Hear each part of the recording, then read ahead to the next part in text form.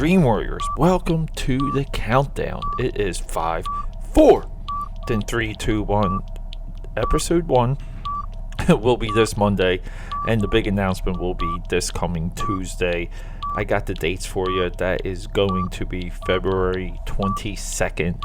And if you're curious about what's happening, everything's going to be changing, shifting. There's going to be a new mission statement, a new definition, and a bold new attempt with everything we're doing here with the podcast, and it just does nothing but excite me. And that's where a little bit of the slowdown has come from, because I've been prepping for it. But hey, let's hit that music, let's hit that countdown, and let's talk Hereditary. It came out a year ago, and holy crap, it's worth a discussion.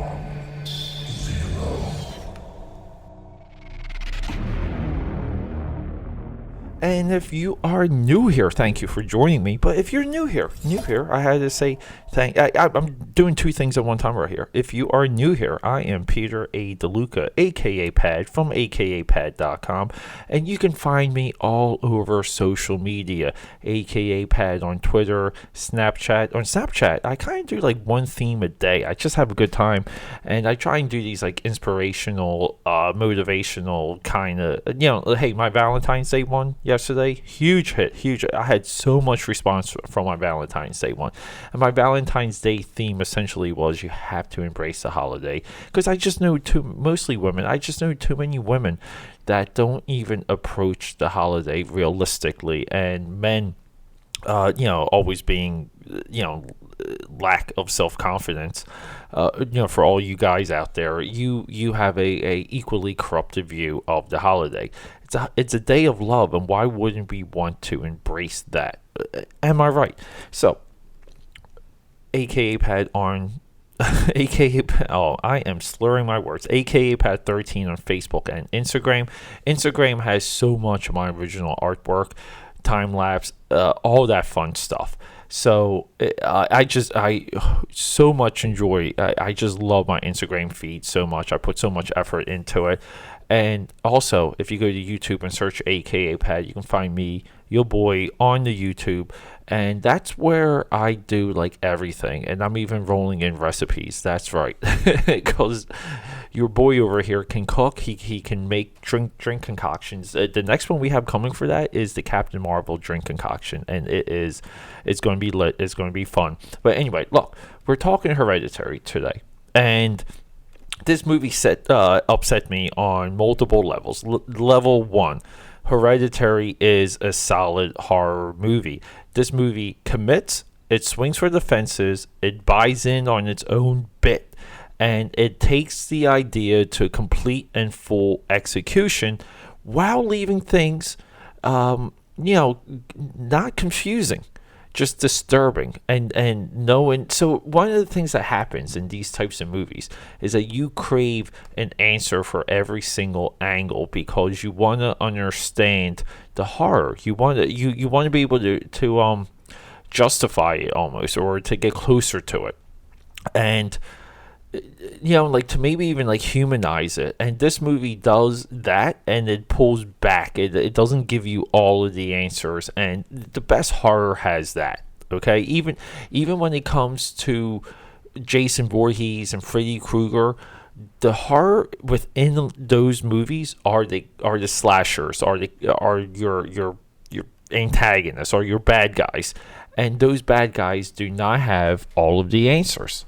Meaning that we don't know their origin. We don't really know where they're coming from. We really don't know what they're doing. We just know that they're killing people, and their histories are clouded. This also works for the Joker.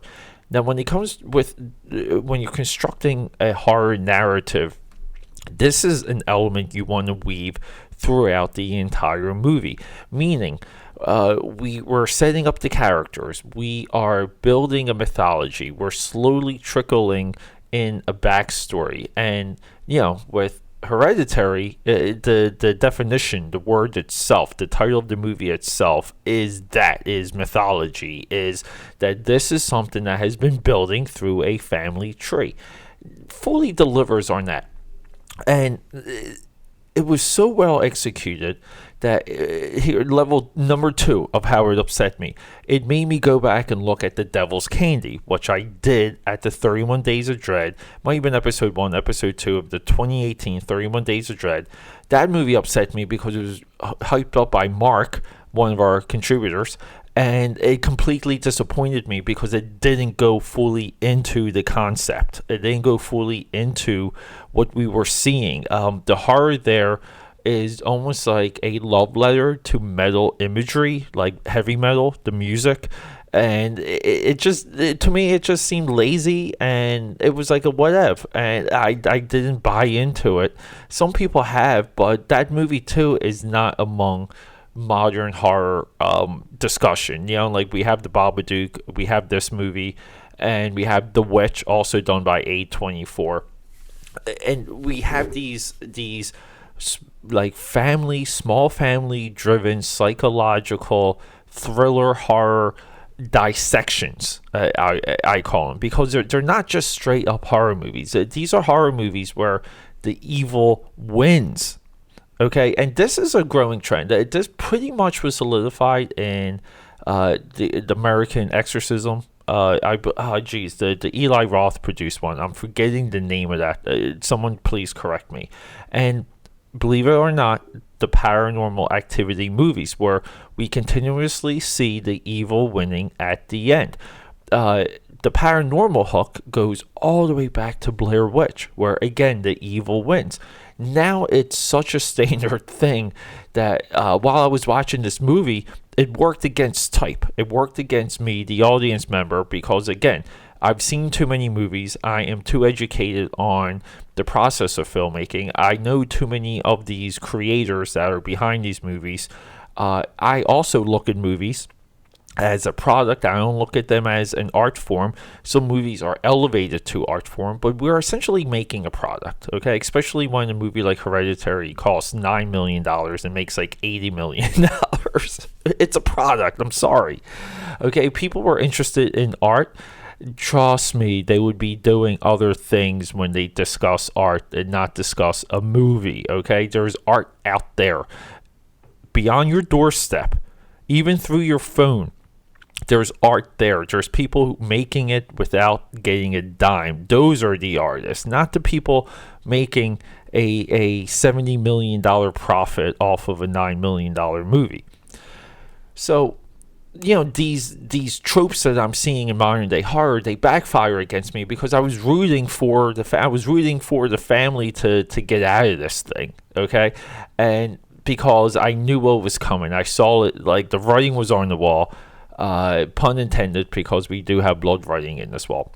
And that's a little bit of me being too into it to take myself out of. But again, it's important who we watch these movies with. I was watching this movie with a very, very, very nice female. Thank you very much. Thank you, Lord.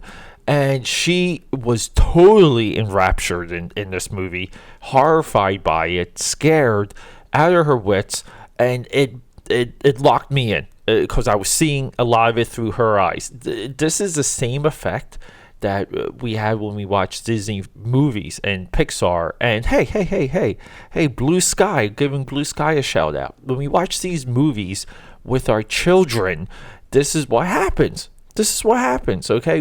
These animated movies are dumb. They make no sense, okay? And they say, oh, they have adult jokes. I'm sorry. I do not joke like they do in animated movies. When I joke around with my friends, it is nothing like what's in those animated movies. But the child is so locked in. The child is so into what is in front of their eyes. We appreciate it. We want to get deeper into it. It excites us. Now, does this happen with horror? Yes. Does this happen with comedy? You know it happens with comedy. This is why there's movies that you and your friends think are the funniest thing on earth, and you cannot show that movie to anyone else but that group of friends or that one person or whoever, because you may have seen it one time and you had a shared experience, and now every time you watch the movie, you go back to that time, and like, and humor is weird, and it's that's why when someone knows or responds to a funny movie that you yourself are like invested in, there's a boom, like fist pump, instant connection. That is why we watch horror with hot babes. Okay, that's the point I was getting at. But she was locked in, and I really saw the movie through her eyes, and she didn't know what was coming, didn't know all the tropes. Again, someone normal that just likes to watch movies. I always give a shout out to my buddy Scott, because he's the GA, the general audience for these Marvel movies, and what he says about Marvel movies, they usually become true. And he even understands like what the reception of some of it is going to be, because he's just a guy that likes superheroes, and he's not obsessed with the content, and he just wants to once in a while go to the movies with his wife and see something cool. And this is my straight indicator that Captain Marvel is just going to bomb. Okay, it's going to be an $80 million movie at best. Okay, it's opening at 80 million. Is it going to go worldwide? It's tough. I mean, how can you get that movie in China? So now we're relying on these other markets. I don't know.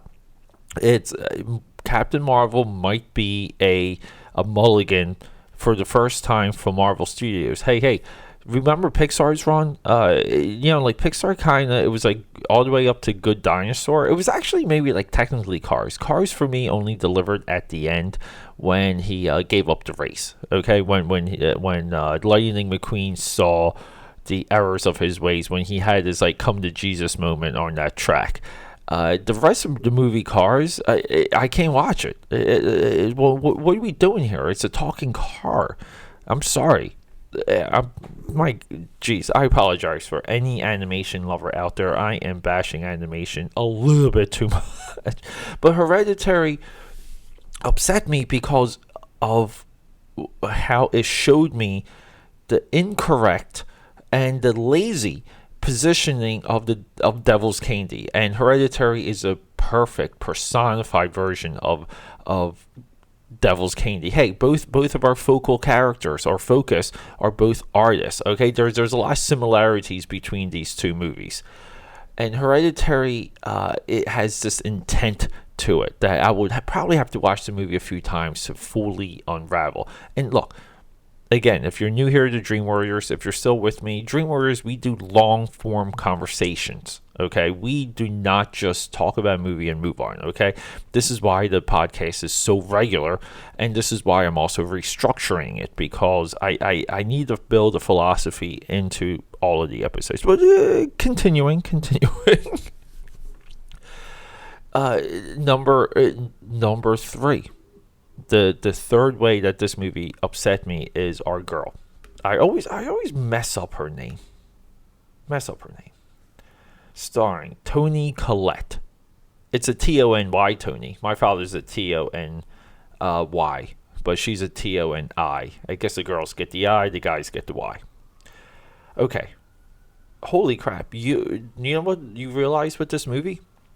You realize that I believe that they actually killed one of her daughters, or someone that she thought was her daughter, in this movie. Like, I'm talking about the film crew. Like, literally killing someone in front of her because of how she acted, of how she portrayed this character that was slowly dripping into madness and later becoming possessed.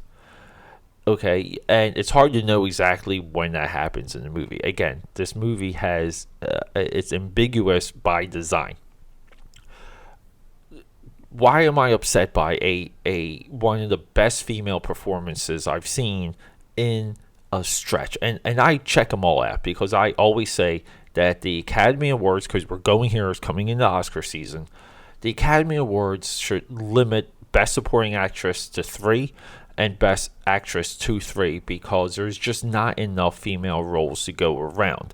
and we don't have a lot. We barely are able to fill 5 slots. This is a very bad concept to distribute because it upsets people, and I understand that. But I believe if the Academy did that, it would force, it would course correct within the year. They will only have to do it one time, and we will see a surge of probably a golden age of female performances. Look, when we're at a time where Melissa McCarthy is a 2-time Oscar nominee, we have to evaluate it. Okay, when someone like that is, and I'm not saying she's not worthy, but hey, Jim Carrey was worthy when he went dramatic. If we want to talk about comedians that go drama, Jim Carrey was worthy of maybe 3 to 4. He should have even, look, Truman Show, 100%. Man on the Moon, like, you should have won for that. Okay, and it's just like you see it, and you kind of see the perception, and if you want to call it corruption, you can see the corruption. Melissa McCarthy is fantastic. She should be nominated twice. Okay, it's tough. So when it comes to the Oscars this year, we have Glenn Close, Lady Gaga, Melissa McCarthy,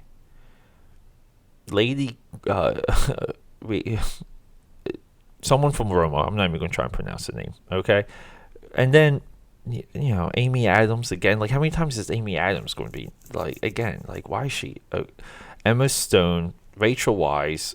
What is Rachel Weisz, like a 4 or 5 time nominee? That's what I'm talking. It's just the numbers never seem to match up with the girls. And we have someone else from Roma. Roma is like might be the only movie of all of the Oscars that I'm actually curious about.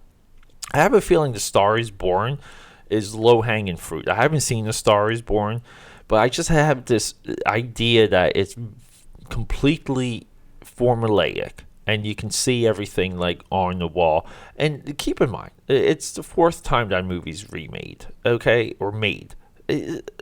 Like, what? Like, what? No, what? Why? There's other movies from the 30s we can update. Trust me. Okay. Toni Collette is not nominated as an Oscar. She should not only be nominated, but she should be the front runner, because you legitimately believed that her daughter died in this movie. That's how believable she is. The grief on her face, the way the camera is there, the way we're positioned to view her grief. It is masterful, and it is absolutely by design. And by design, I mean everyone was on board with what was happening. And I believe the quality could have been predicted. This is why we want, we want to do shoots sometimes. We want to do shoots with some of the same people all the time. Now, we're dealing with a somewhat like first-time director. Our boy over here, okay, Ari Aster, just has a background in short film. This is his first outing, first time up at the plate.